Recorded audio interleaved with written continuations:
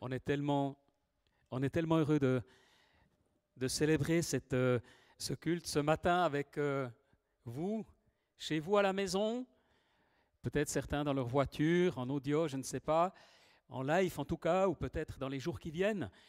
Et c'est ça, actuellement, le culte du centre de vie. J'aimerais remercier aussi ceux qui sont là en présentiel, la cinquantaine qui ont pu s'inscrire, parce que c'est un soutien pour nous. Mais tous, nous sommes la famille de Dieu, et tous, chez vous, ici ou encore ailleurs, on veut véritablement vivre la présence de Dieu. Et j'aimerais continuer quelque peu dans la ligne qu'Aris introduit, et j'aimerais proposer simplement de lire, à partir du verset 2, le chapitre 4 du livre d'Ésaïe. C'est un court passage qui est néanmoins extrêmement puissant. Quand on se plonge dans les prophètes de l'Ancien Testament, souvent, ça nous paraît sombre, parce qu'en effet, ce sont des jugements qui sont annoncés, des situations qui sont décrites, qui plongent dans une atmosphère souvent de souffrance, de tristesse. Mais en même temps, avec le prophète Ésaïe, dès le départ, il y a déjà une espérance. Alors on peut lire Ésaïe 4 à partir du verset 2. À ce moment-là, le germe de l'Éternel sera splendide et glorieux, et le fruit du pays sera source de fierté et d'honneur pour les rescapés d'Israël. Ceux qui subsisteront à Sion, ceux qui auront survécu à Jérusalem, seront appelés saints, tous ceux qui seront inscrits pour la vie à Jérusalem. Cela arrivera lorsque le Seigneur aura lavé les souillures des filles de Sion et purifié Jérusalem. Purifier Jérusalem du sang qui se trouve au milieu d'elle par le souffle du jugement et par le souffle de la destruction. L'Éternel fera alors apparaître sur toute l'étendue du mont Sion et sur ses lieux de réunion une nuée fumante pendant le jour et un feu de flamme éclatante pendant la nuit, car tout ce qui est glorieux sera abrité. Il y aura un abri pour donner de l'ombre contre la chaleur du jour et pour servir de refuge et de protection contre l'orage et la pluie. Depuis quelque temps, le Seigneur nous parle clairement, et le message que j'aimerais donner ce matin a pour commencer, je pense, une dimension prophétique qui doit nous interpeller. On a passé beaucoup de temps dans la prière. Moi-même aussi, j'ai pris beaucoup de temps à chercher le Seigneur. Au départ, je me suis dit, mais Seigneur, qu'est-ce qui est en train de se passer?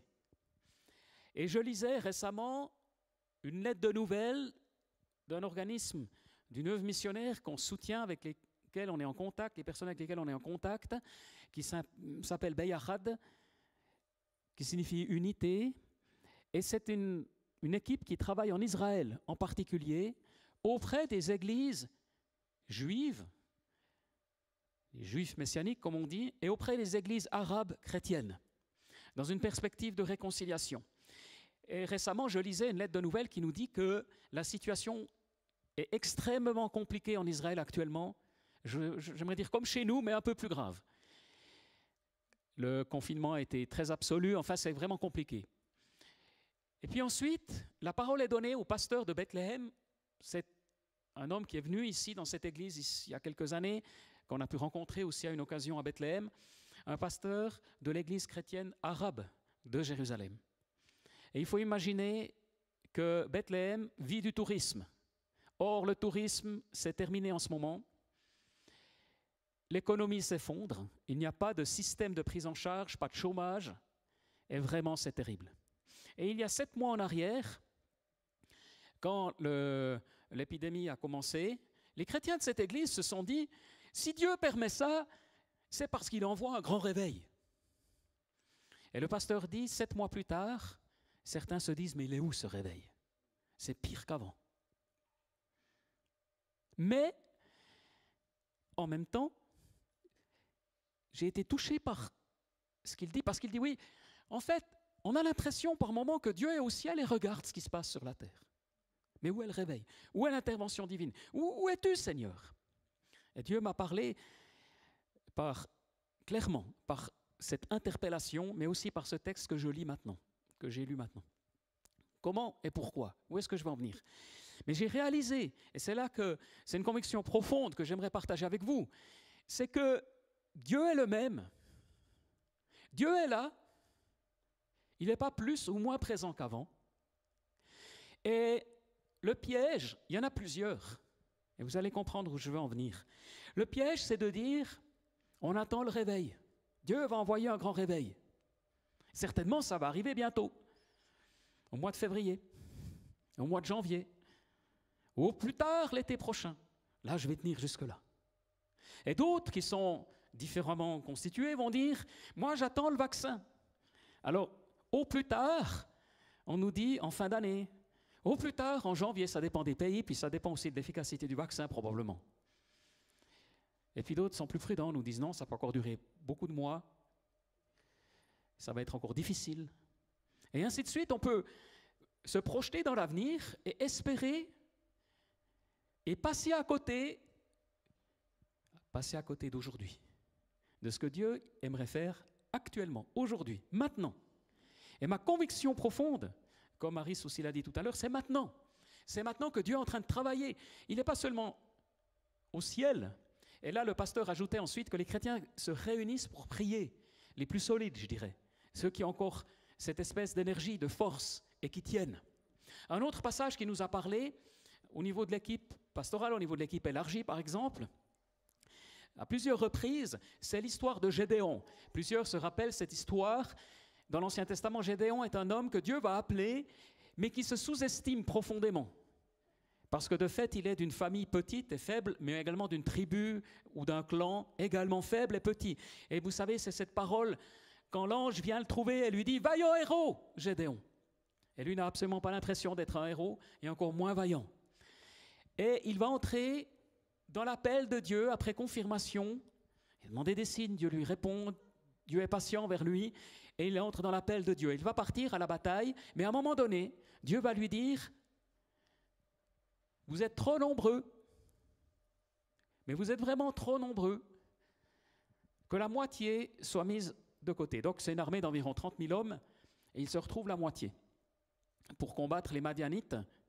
Et là encore, Dieu dit « Vous êtes encore trop nombreux. » À la fin, il n'y a plus que 300 personnes qui vont partir à la bataille parce que toute la gloire revient à Dieu. On est interpellé par cela, pourquoi ? Parce que partout dans les églises, et nous en tant que centre de vie aussi, et moi le premier, on a été heureux de voir tout ce que Dieu a fait, on continue d'être heureux, mais on peut s'appuyer sur les succès, sur les réussites, sur la quantité de baptêmes, de personnes sauvées, de guérisons.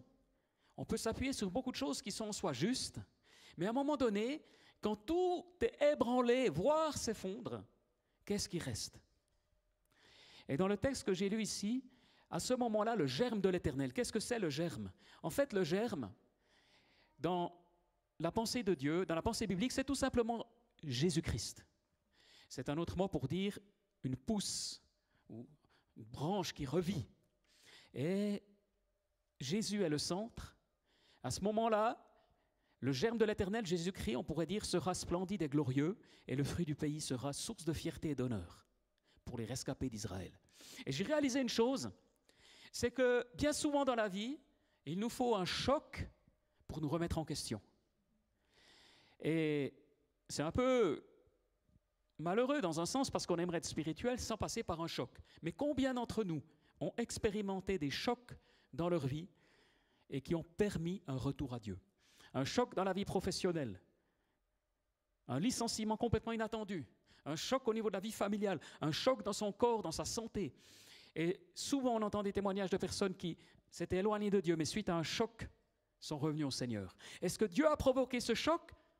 Je ne dirais pas ça, mais Dieu l'a permis. Est-ce que Dieu a provoqué cette pandémie ? Je ne dirais pas ça, mais Dieu l'a permis. Et c'est un choc planétaire, et c'est un choc pour toutes les églises, parce qu'on est tous dépendants, je dirais, de la vie non professionnelle. On se réunit à des heures non professionnelles, en fin de journée, le soir, le week-end. Et avec les confinements qui sont mis en place partout, en Europe, en Suisse c'est un peu limité, encore, mais qui sait où on va dans les semaines qui viennent, ça met à mal la vie relationnelle. Alors on va attendre le réveil, on va attendre la fin du Covid, on va attendre le vaccin éventuellement, Ou est-ce qu'on va dire non, c'est aujourd'hui? Et j'aimerais te dire que c'est aujourd'hui 3 choses. C'est aujourd'hui plus que jamais qu'il est possible de prier. Deuxièmement, c'est aujourd'hui plus que jamais qu'il est possible d'avoir des relations. Et c'est aujourd'hui plus que jamais qu'il est possible de servir et d'aider son prochain. Mais la question, elle est que c'est différent d'avant.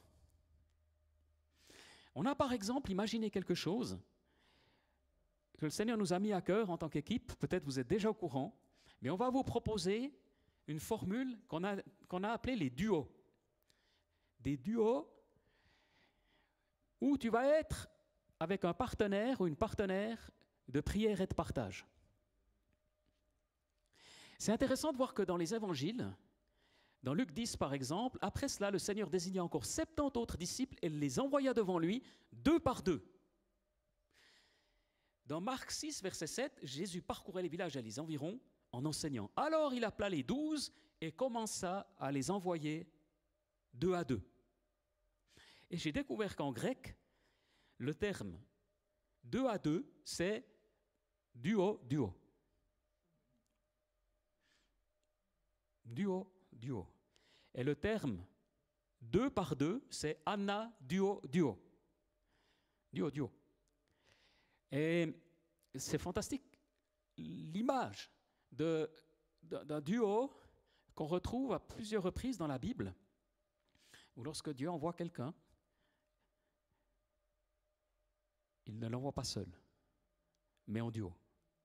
Mais pas seulement, Jésus a aussi promis, probablement vous connaissez ce verset, là où 2 ou 3 sont réunis en mon nom, je suis au milieu d'eux, avec cette promesse que s'ils s'unissent, Dieu va exaucer les prières. Et on a vraiment fortement à cœur de mettre ça en place. On a créé une petite plateforme sur le site internet du Centre de Vie où vous pourrez vous inscrire, soit déjà en duo parce que vous formez déjà un duo avec quelqu'un, soit vous demandez à ce qu'on vous connecte avec quelqu'un. Et l'idée, c'est que dans les 2 mois qui viennent, personne ne soit isolé ou seul. Vous n'aurez pas peut-être la possibilité de vous voir physiquement, mais vous aurez la possibilité, par téléphone, par Zoom, par Skype, par les réseaux sociaux, ou éventuellement de venir ici, ou éventuellement d'aller au bord du lac, ça c'est laissé à chacun. Mais l'idée, c'est que chaque semaine, on mette un temps à part avec un partenaire de partage et de prière, ou une partenaire de partage et de prière. Aris nous expliquera encore tout à l'heure, avec 4 questions de base, comment on vous encouragera à vivre cela. En fait, ce qu'on aimerait, ce qu'on réalise, c'est que les rations, c'est aujourd'hui. Et on ne va pas laisser les mois passer et se laisser disperser. Mais on veut rester connectés les uns aux autres. J'ai eu une discussion intéressante la semaine dernière avec le pasteur Pierre Amet, que beaucoup connaissent, qui est un homme impressionnant parce qu'il doit avoir environ 72 ans, mais il est plus actif que jamais dans l'œuvre de Dieu. Il a passé par le Covid, peut-être qu'il aura l'occasion en janvier, j'aimerais l'inviter à venir prêcher une fois, il aura l'occasion peut-être de nous parler comment Dieu l'a relevé, comme d'autres, de façon stupéfiante. Il a eu une promesse de Dieu et en effet, un jour plus tard, il pouvait se relever contre toute attente. Alors que sa situation devenait très critique, il était hospitalisé donc en début d'année, avec vraiment un Covid vraiment, vraiment difficile. Mais là, il est en excellente forme et on partageait sur ce qui est en train de se passer et il me disait, et je suis 100% d'accord avec lui, la famille de Dieu, la communion fraternelle est constitutive de la foi chrétienne. La communion fraternelle est constitutive de la foi chrétienne. Autrement dit, on ne peut pas être un chrétien seul. Et chaque fois qu'un chrétien est seul, mettons dans une prison, mettons Jean sur l'île de Patmos, ou quelqu'un qui peut-être est hospitalisé en ce moment, ce n'est pas par choix. C'est les circonstances qui nous y contraignent. C'est comme, on ne peut pas être chrétien sans lire la Bible. C'est la parole de Dieu, amen. Et pourtant, il y a eu des époques où la parole de Dieu n'était pas accessible, où la parole de Dieu était confisquée, interdite, brûlée. Mais ce n'est pas par choix, jamais. La prière est constitutive de la foi chrétienne. Et pourtant, certains malades ne peuvent peut-être plus prier, juste être là à attendre. Mais ce n'est pas un choix. La communion fraternelle, la prière et la Bible font partie constitutivement de la foi chrétienne. C'est une conséquence de la foi. Et donc nous faisons partie d'une famille de Dieu. Alors après, on continuait de discuter, puis on se disait, mais certains chrétiens choisissent leurs amis spirituels. Pas de mal à ça, mais ce n'est pas la famille de Dieu.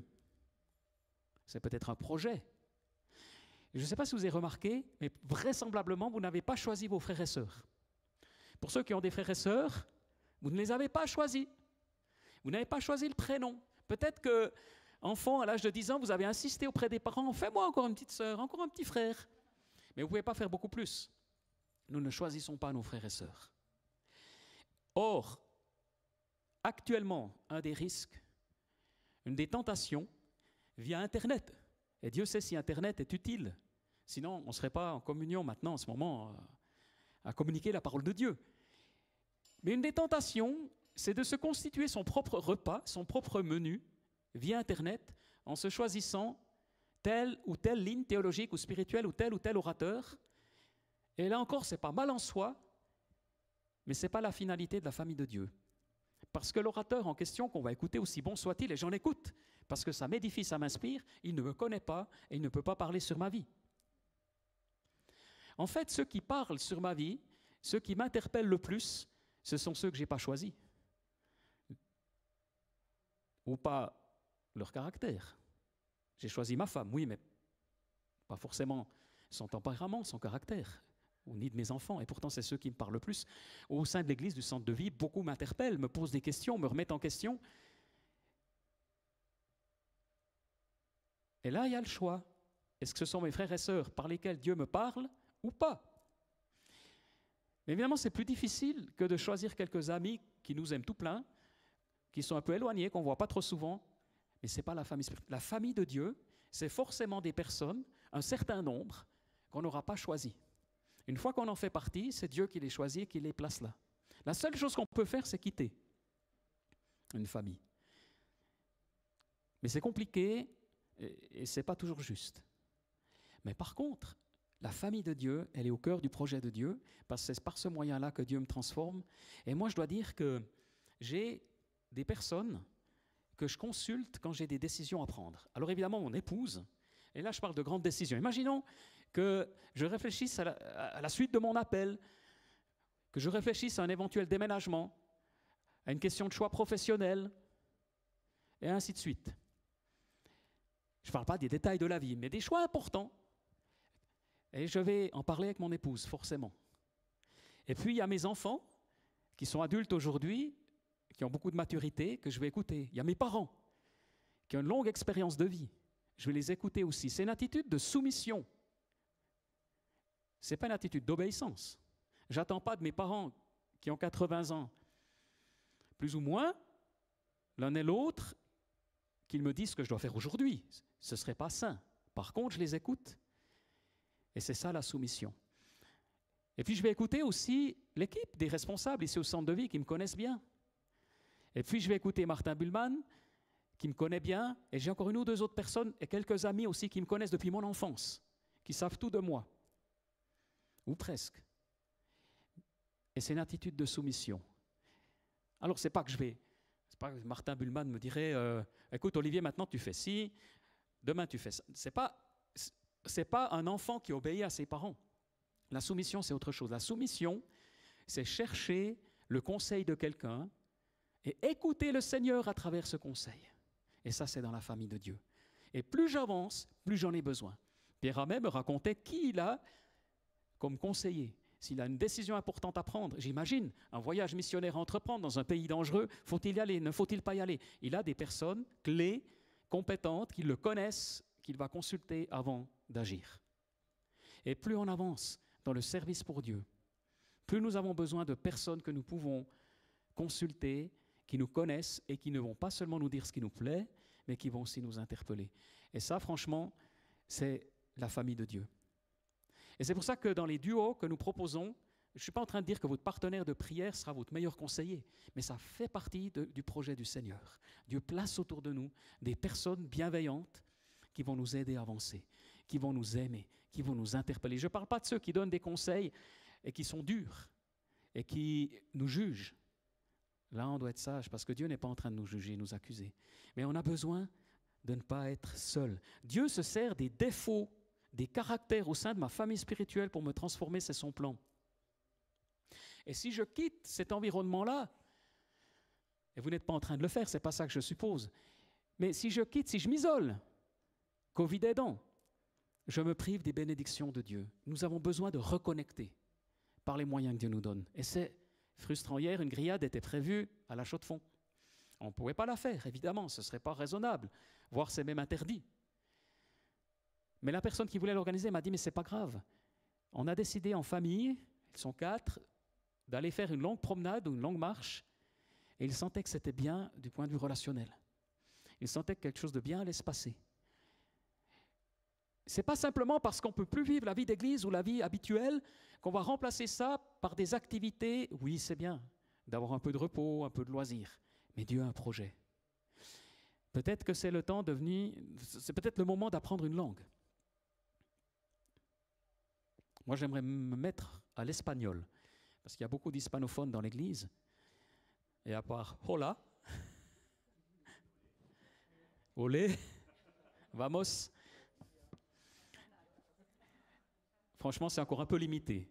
Mais peu importe, ça peut être telle ou telle langue, ça peut être tel ou tel texte que vous aimeriez écrire, peut-être un livre que vous allez diffuser, peut-être des chansons que vous allez composer, peut-être il y a un temps que Dieu donne où Dieu nous prépare pour l'après. Dieu est en train de travailler nos racines spirituelles. Dieu est en train d'approfondir notre communion avec lui, notre relation avec lui de façon spirituelle pour le après. On ne sait pas quand ce sera, mais c'est un temps de préparation. On partageait avec Martin Bullmann et on avait cette image cette semaine. Vous savez, Martin Luther, le grand réformateur, a été des mois durant dans la Wartburg, à l'est de l'Allemagne, enfermé, non pas prisonnier, mais menacé partout ailleurs dans l'Empire. Un prince l'avait accueilli chez lui et il était dans une sorte de cellule froide, complètement entravé dans sa liberté. Encore une fois, il pouvait certainement sortir faire quelques pas, il n'était pas prisonnier, mais menacé partout dans l'Empire. Mis au banc de l'Empire, on pouvait l'assassiner. Il a mis à profit les mois qui ont passé à traduire la Bible en allemand, dans la langue du peuple. Et vous savez, ça a révolutionné jusqu'à aujourd'hui le monde entier. Parce qu'à la suite de Luther, d'autres l'ont traduite en français, et ainsi de suite. Ça a été une révolution. Je pense à Paul qui était en prison et qui va écrire une partie de ses lettres depuis ses prisons, enfermé. Mais il ne savait pas combien de temps ça allait durer. Est-ce que c'était une semaine, un mois, 10 mois? On sait qu'il a passé au total plusieurs mois, voire années en prison. Et il devait se dire, mais quel temps perdu alors que les églises, je devrais les visiter, les encourager, je pourrais évangéliser. Seigneur, pourquoi me laisses-tu en prison? Non seulement c'est injuste, peut-être ça il l'a encore accepté, l'injustice, mais c'est une perte de temps, Seigneur. Pourquoi me laisses-tu dans cette prison? Il est très clair aujourd'hui qu'on n'aurait pas le Nouveau Testament tel qu'il est si Paul n'avait pas été en prison. Au-delà de son expérience, au-delà du fait qu'il était en prière, on peut penser à Jean qui était exilé sur l'île de Patmos, persécuté, et qui reçoit la révélation, des révélations, l'Apocalypse. 21 chapitres, aujourd'hui c'est exceptionnel. Je ne sais pas si Dieu veut te donner une Apocalypse ou d'ajouter un livre au Nouveau Testament, probablement pas. Mais par contre, Dieu nous donne, durant ce temps où nous avons du temps, excepté ceux qui sont dans le monde de la santé, excepté quelques personnes parmi nous qui n'ont pas de temps en ce moment. Mais l'immense majorité, on a plutôt plus de temps qu'avant. On n'aura pas vraiment l'occasion de fêter des grandes fêtes de Noël en cette fin d'année. Franchement, comme ça s'annonce, ça va être compliqué. Qu'est-ce qu'on va faire ces belles nuits d'hiver? Pensons à nos agriculteurs qui, par le passé, avaient un établi chez eux, un atelier, et ils fabriquaient des montres durant l'hiver. Peut-être qu'on ne va pas fabriquer des montres, mais peut-être qu'il y a autre chose à vivre aujourd'hui, que Dieu nous met à cœur. Qu'est-ce que Dieu est en train de te mettre à cœur en ce moment? Alors j'aimerais résumer pour terminer. Premièrement, les choses que Dieu nous met à cœur, comme une priorité dans les semaines qui viennent. Deuxièmement, être connecté, rester connecté dans la famille de Dieu. Et on vous propose vraiment de le faire par vos groupes Connect, mais aussi par ces duos. Évidemment, les groupes Connect continuent, mais peut-être non plus pas en présentiel. C'est autorisé pour l'instant, on a le droit, dans la mesure où c'est une activité d'église, à se réunir, plus que 5. Mais jusqu'à quand, on ne sait pas. Et ce que c'est indiqué, chacun doit savoir. Ce n'est pas évident. Tant que c'est une activité officielle de l'Église, alors, avec toutes les mesures de protection et tout ça. Évidemment, c'est ça, parce qu'il y a le concept de protection, d'où le fait que ce soit autorisé. Mais beaucoup me disent, mais c'est peut-être pas raisonnable. Mais de nouveau, on peut le faire via Zoom. On propose aussi que les locaux ici soient accessibles si des groupes de maisons, des groupes Connect, n'ont pas un salon assez spacieux, mais aimeraient néanmoins se réunir, demandez-nous et on mettra une salle à disposition, c'est aussi une possibilité. Il y a ces formes-là. Les groupes Connect continuent. Mais beaucoup ne font pas partie d'un groupe Connect, n'ont pas pu en faire partie. C'est peut-être pas le moment le plus facile pour intégrer un groupe Connect. Donc du coup, on lance cette initiative des duos. Et on s'est inspiré d'expériences que certains au centre de vie ont vécues, qu'on appelait le power sharing, le partage de puissance. Et il y aura 4 questions. Donc à partir du moment où tu as un partenaire de prière, mais j'aimerais dire, bien sûr la facilité, c'est, quoique ce n'est pas toujours le plus facile avec son conjoint, mais n'hésitez pas à avoir un autre partenaire de prière quand même encore en plus. 4 questions. Quelles sont les choses encourageantes que j'ai vécues cette dernière semaine? L'idée, c'est qu'on se réunit une fois par semaine, encore une fois, par téléphone, ou en buvant un café, ou par réseaux sociaux. Première question, quelles sont les choses encourageantes que j'ai vécues cette semaine?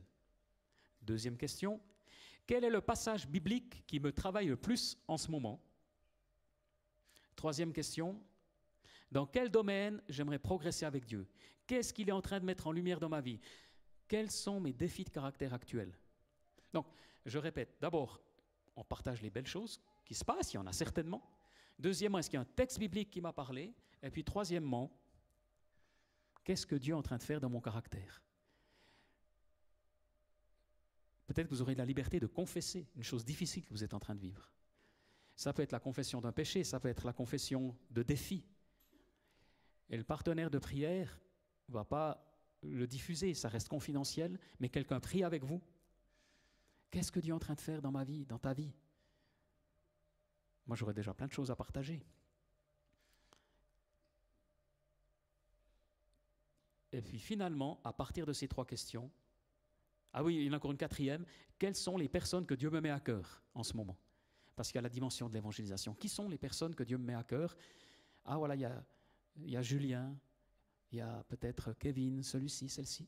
Et on partage avec ce partenaire de prière. Puis après, on prie. Et on prend un temps de prière. Ça peut durer combien? Un quart d'heure? 20 minutes? Plus, dans certains cas? Peu importe la durée. Mais on aimerait vous encourager à avoir des partenaires de prière. Ce n'est pas une obligation, évidemment. On ne va rien du tout contrôler. C'est personnel. C'est une démarche personnellement, sans que c'est juste. Alors vous pourrez vous inscrire via le lien centredevie.ch/duo. Pourquoi vous inscrire? Comme ça, on peut vous connecter à des personnes qui habitent près de chez vous, ou peut-être qui ont un peu le même âge ou les mêmes intérêts, et ça permet de créer des connexions. Pourquoi pas créer des duos avec des gens qu'on ne connaît pas? Si vous tombez avec quelqu'un qui est insupportable, ça travaille votre caractère, et puis ça dure 2 mois. Ou même, vous pouvez avorter l'initiative et puis demander un autre. Bon, après, vous aurez demandé 10 personnes, peut-être qu'on vous dira, c'est peut-être vous, la personne insupportable. On ne sait pas comment les choses vont se passer, mais c'est fondé sur la bienveillance. On va le faire homme, femme, femme. Donc, ce n'est pas forcément l'idée qu'on a derrière la tête de former des couples futurs. Donc, l'idée, c'est plutôt homme, femme, femme, des jeunes gars, des jeunes filles ensemble. Et puis, l'univers de l'enfance va aussi favoriser ça. Là, ce sera plutôt les parents avec les enfants. C'est juste, les parents avec les enfants.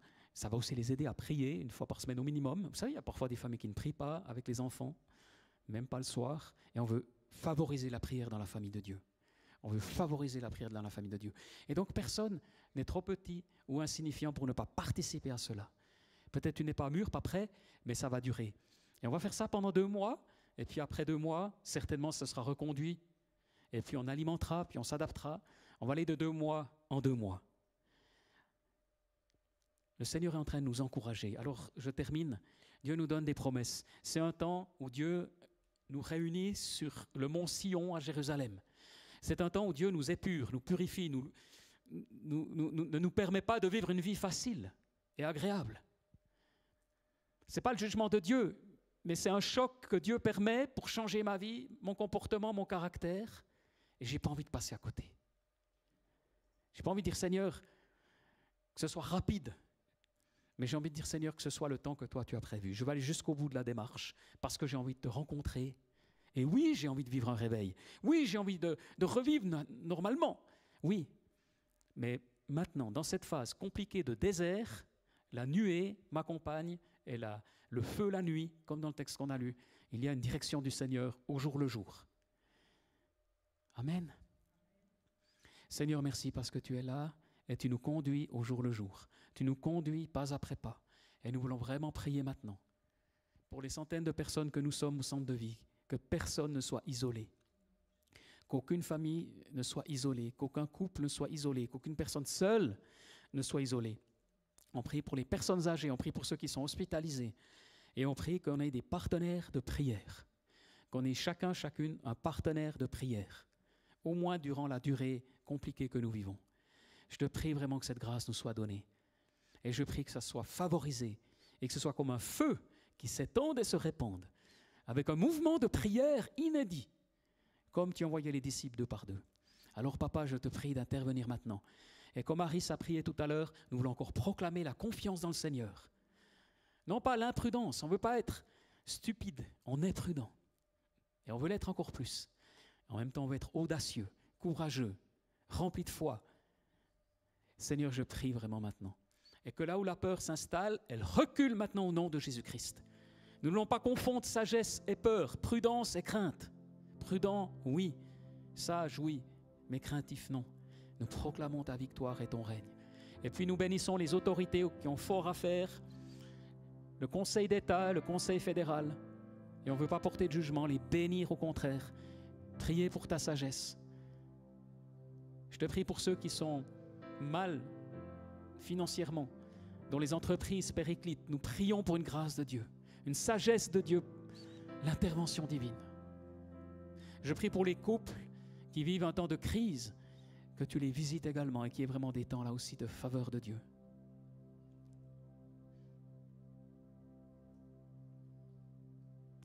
Et je prie pour les personnes comme moi qui détestent ce masque.